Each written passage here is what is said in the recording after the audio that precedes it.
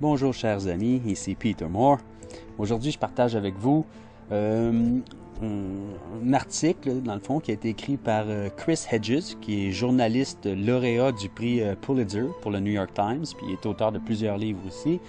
Puis il a écrit un article percutant qui a été publié en anglais le 8 février 2010. Ce que je vais vous lire est un compte-rendu et une traduction qui a été faite par mon grand ami François. Et puis, écoute, ça décrit tellement bien, dans le fond, le message que j'essaie de véhiculer depuis plusieurs années. Vous allez reconnaître, dans le fond, mon message, c'est comme quand je parle de simplicité volontaire, quand je parle de s'impliquer dans la communauté, quand je parle de l'aspiration de la résistance, dans le fond, à suivre un code moral et éthique, quitte à ne plus pouvoir payer de taxes, à ne plus participer à une économie qui on sait, est un suicide collectif. Alors, un grand merci à Chris Hedges. Le vrai article, comme je vous dis, il y a 12 pages. Alors ça, c'est un compte-rendu de 1 ou 2 pages. Ça devrait aller vite. Nous sommes à la veille d'un des moments les plus dangereux pour l'humanité. Alexander Herzen parlait, il y a un siècle de cela, à un groupe d'anarchistes sur la façon de renverser le tsar et rappelait à ses auditeurs que leur travail n'était pas de sauver un système à l'agonie, mais plutôt de le remplacer. Nous pensons que nous sommes les médecins, nous sommes la maladie, a-t-il dit. Toute résistance doit reconnaître que le corps politique mondial et le capitalisme global sont morts. Nous devons cesser de gaspiller notre énergie à essayer de le réformer ou de s'adresser à lui.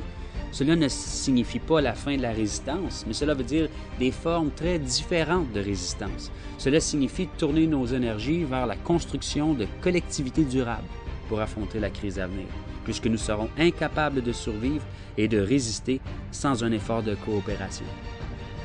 Ces communautés, si elles se retirent dans un monde de survie pure, sans se lier au cercle concentrique de l'ensemble de la communauté, de l'État et de la planète, deviendront tout aussi moralement et spirituellement en ruine que les forces corporatives déployées contre nous.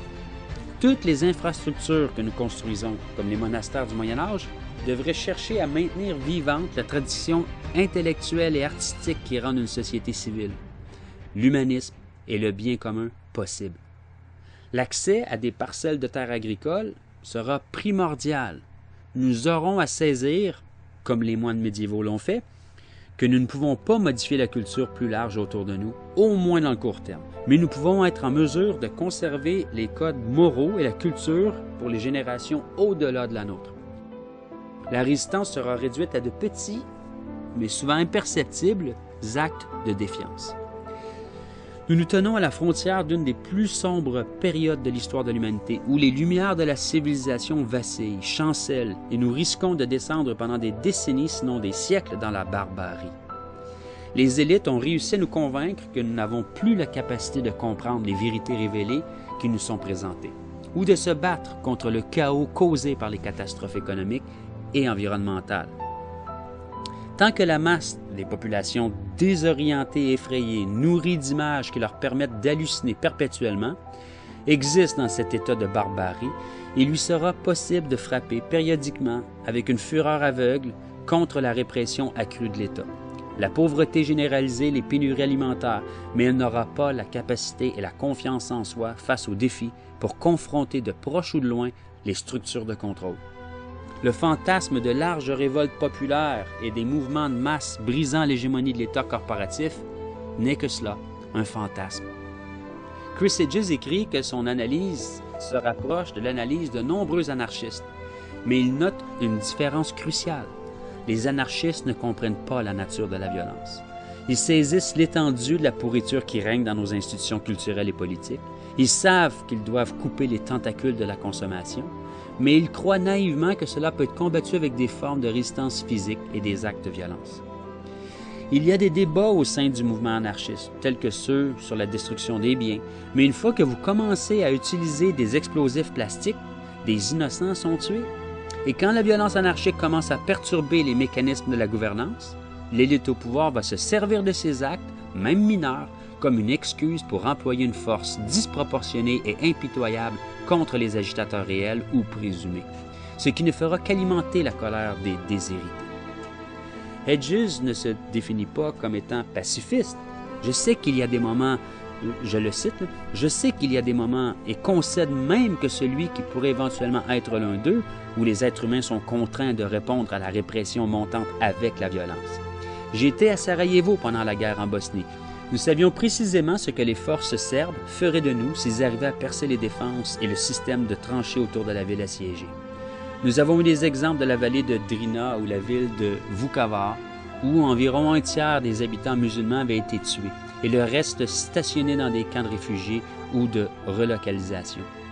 Il y a des moments où le seul choix possible est de prendre une arme pour défendre sa famille, le quartier et la ville. Mais ceux qui se sont révélés être les plus aptes à défendre Sarajevo provenaient invariablement de la classe criminelle. Lorsqu'ils n'étaient pas occupés à tirer sur des soldats serbes, ils pillaient les appartements des Serbes à Sarajevo et souvent les exécutaient, en plus de terroriser leurs concitoyens musulmans. Lorsque vous ingérez le poison de la violence, même pour une juste cause, elle vous corrompt, déforme et pervertit. La violence est une drogue.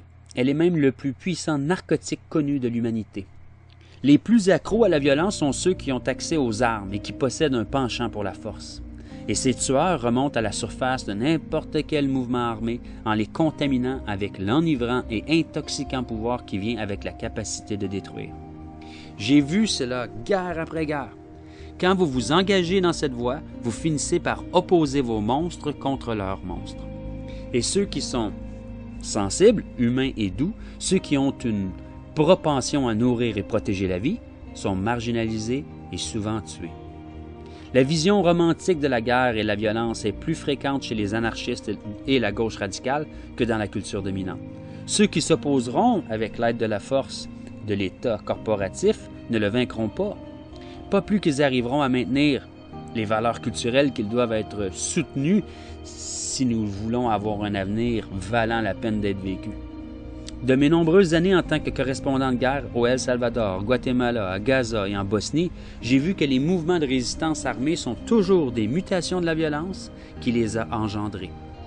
Je ne suis pas assez naïf pour penser que j'aurais pu éviter ces mouvements armés si j'avais été un paysan sans terre au Salvador ou au Guatemala, un Palestinien à Gaza ou un musulman à Sarajevo. Mais cette réaction violente à la répression est et sera toujours tragique. Il doit être évité, mais pas au détriment de notre propre survie. La démocratie, un système idéalement conçu pour défier le statu quo, a été endommagé et dompté pour servir servilement le statu quo. Nous avons subi, comme John Ralston Saul l'a écrit, un coup d'État au ralenti. Et le coup est terminé. Ils ont gagné, nous avons perdu. La pitoyable incapacité des militants à pousser les États corporatifs industrialisés vers une réforme environnementale sérieuse, à contrecarrer l'aventurisme impérial ou de construire une politique plus humaine envers les classes du monde, découle d'une pauvre capacité à reconnaître les nouvelles réalités du pouvoir.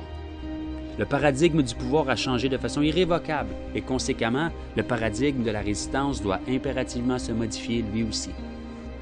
Il y avait beaucoup de choses dites l'année dernière à propos de la manière dont Barack Obama serait élu, serait un président transformationnel. Mais la véritable transformation, s'avère-t-il, exige beaucoup plus que d'élire un leader télégénique. Pour renverser la vapeur dans ce pays, cela va prendre des années de guerre de siège contre les intérêts profondément établis, défendant un système politique profondément dysfonctionnel. Trop de mouvements de résistance continuent à croire en la façade de la politique électorale, les parlements, les constitutions, les chartes de droit, les lobbying et l'apparition d'une économie rationnelle. Les leviers du pouvoir sont devenus tellement contaminés que les besoins et la voix des citoyens sont devenus hors propos. L'élection de Barack Obama était un autre triomphe de la propagande sur la substance, une manipulation habile et une trahison du public par les médias de masse. Nous avons confondu le style et l'ethnicité, une tactique de publicité lancée par United Colors of Benetton et Calvin Klein, pour une politique progressiste et un véritable changement. Je relis ça. Nous avons confondu le style et l'ethnicité avec une politique progressiste et un véritable changement.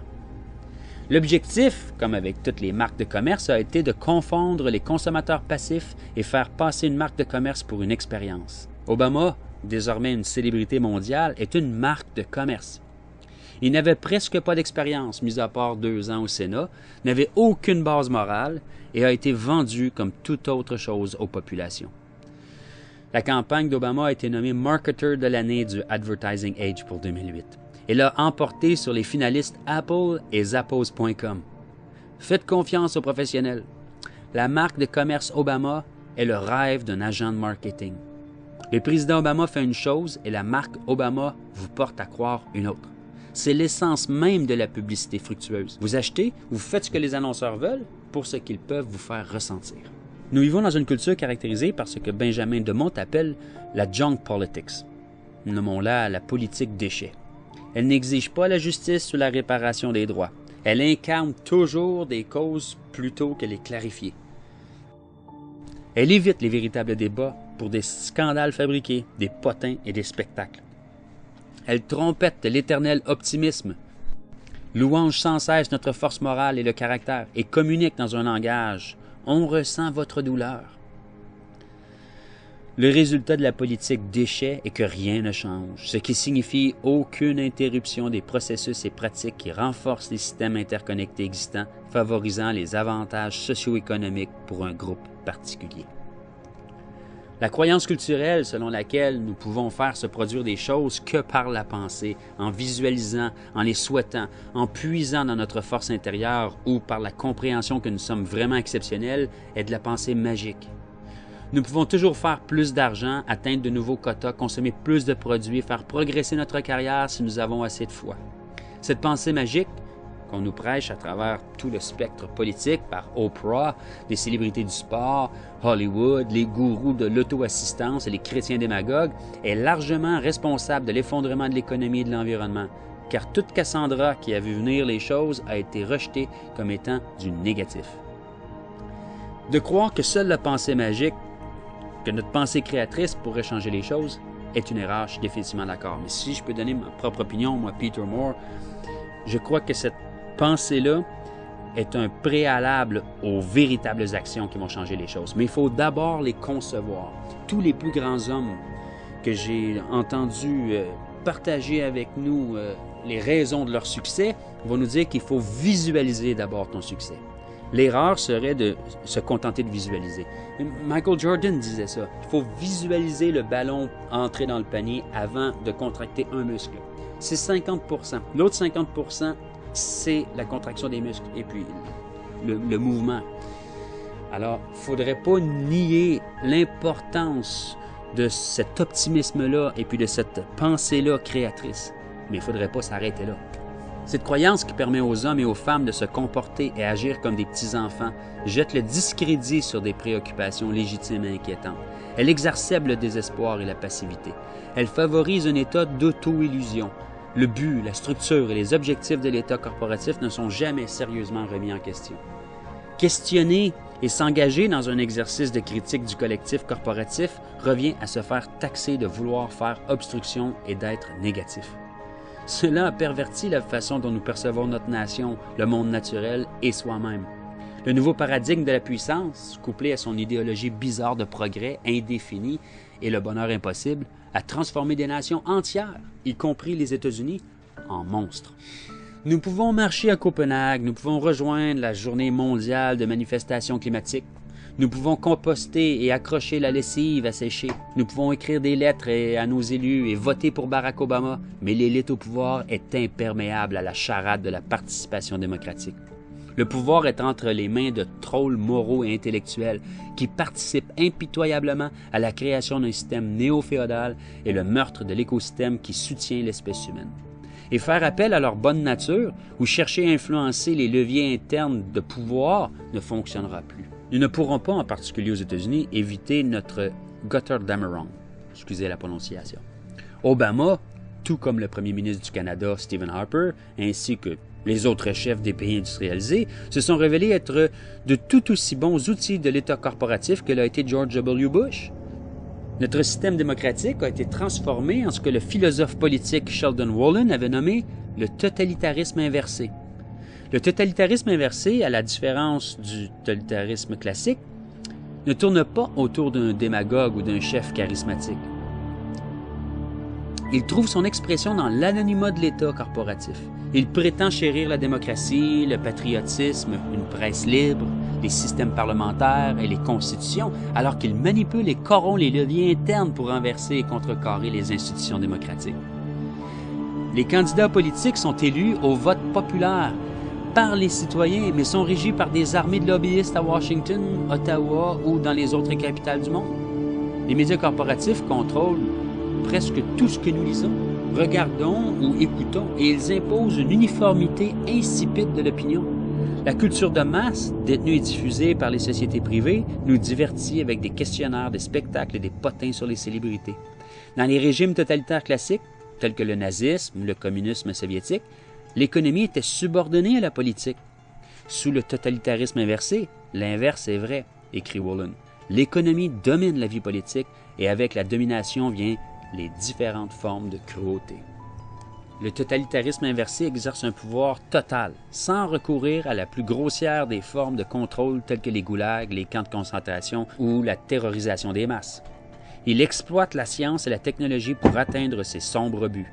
Il impose l'uniformité idéologique en utilisant des systèmes de communication de masse pour inculquer la consommation débauchée comme une illusion intérieure, et il nous fait prendre nos illusions sur nous-mêmes pour la réalité. Il ne réprime pas les dissidents avec force, tant que ces dissidents restent inefficaces. Et en même temps qu'il détourne notre attention, il démantèle la base manufacturière, dévaste les communautés, déclenche des vagues de misère humaine et envoie les emplois vers des pays où les tyrans savent garder les travailleurs en ligne. Il fait tout cela tout en brandissant le drapeau et en chantant des slogans patriotiques. Les États-Unis sont devenus la vitrine de la manière dont la démocratie peut être gérée sans avoir l'air d'être opprimée, écrit Wolin. George Orwell a souligné que le totalitarisme n'est pas tant l'âge de la foi qu'un âge de la schizophrénie. Il dit « Une société devient totalitaire lorsque sa structure artificielle devient flagrante. » Il rajoute « Cela survient lorsque la classe dirigeante a perdu sa fonction, mais réussit à s'accrocher au pouvoir par la force ou par la fraude. » Nos élites ont utilisé la fraude. La force est tout ce qu'il leur reste. Notre élite médiocre et finie tente désespérément de sauver un système qui ne peut pas être sauvé. Plus important encore, il essaie de se sauver eux-mêmes. Toutes les tentatives de travailler à l'intérieur de ce système pourri et cette classe de détenteurs de pouvoir se révéleront inutiles. La résistance doit répondre à la nouvelle et dure réalité d'un ordre capitaliste global qui s'accroche au pouvoir par des formes de répression brutales et flagrantes toujours grandissantes. Une fois le crédit sèche pour le citoyen moyen, une fois que le chômage massif aura créé une classe marginale permanente et furieuse, que les produits fabriqués bon marché, qui sont devenus les opiacés de base de notre culture, disparaîtront, nous allons probablement évoluer vers un système qui ressemble davantage au totalitarisme classique. Des formes plus violentes et grossières de répression devront être employées au fur et à mesure que les mécanismes de contrôle plus souples, favorisés par le totalitarisme inversé, cesseront de fonctionner. Si nous construisons des structures autosuffisantes, celles qui occasionneront le moins de mal possible à l'environnement, nous pourrons surmonter l'effondrement qui s'en vient. Cette tâche sera accomplie grâce à l'existence de petits enclaves physiques qui ont accès à une agriculture durable et qui seront donc capables de se dissocier autant que possible de la culture commerciale. Ces communautés devront construire des murs contre la propagande et la peur électronique qui seront pompées sur les ondes. Le Canada sera probablement un lieu plus accueillant pour se faire que les États-Unis, compte tenu du fort courant de la violence qui y règne. Mais dans tous les pays, ceux qui survivront auront besoin de terres dans des zones isolées à bonne distance des zones urbaines qui seront le théâtre de déserts alimentaires dans leur centre-ville, ainsi que de la violence sauvage qu'entraînent des biens devenant tout d'un coup un coût prohibitif et la répression étatique qui devient plus en plus dure. Le recours de plus en plus manifeste à la force par les élites pour maintenir le contrôle ne doit pas mettre fin aux actes de résistance. Les actes de résistance sont des actes moraux.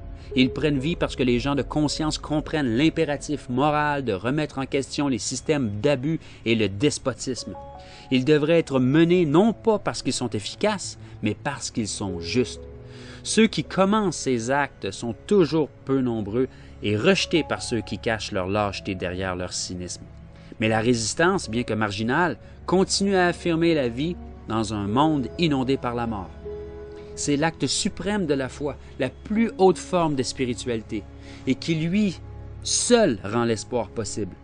Ceux qui ont commis des actes de résistance ont très souvent sacrifié leur sécurité et leur confort, ont souvent passé du temps en prison et dans certains cas ont été tués.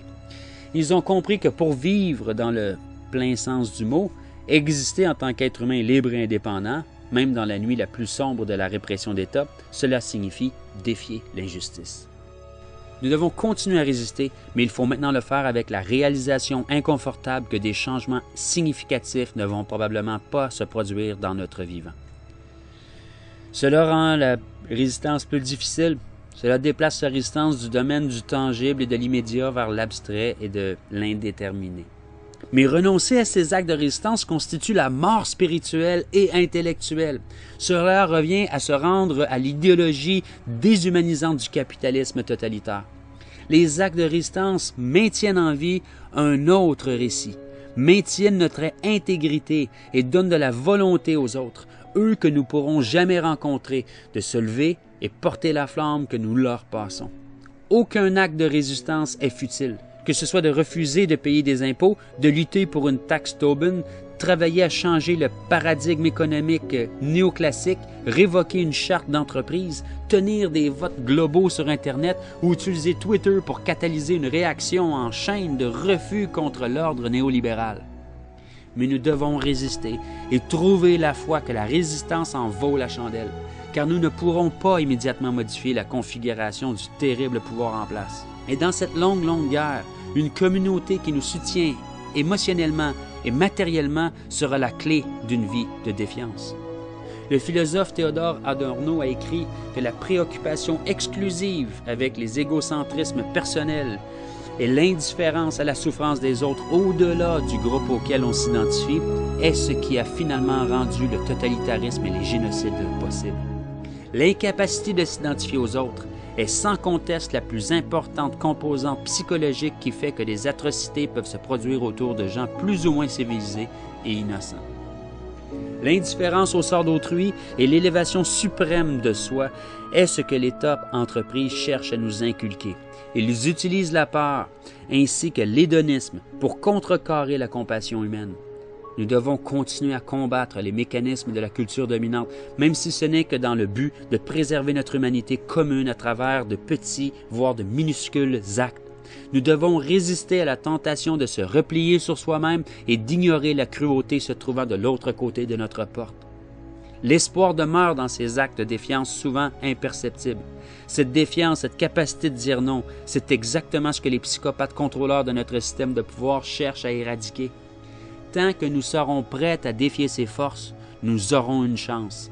Si ce n'est pas pour nous-mêmes, du moins ce sera pour ceux qui suivent. Tant que nous défierons ces forces, nous demeurerons en vie. Et pour l'instant, c'est la seule victoire possible. Gloire à la résistance.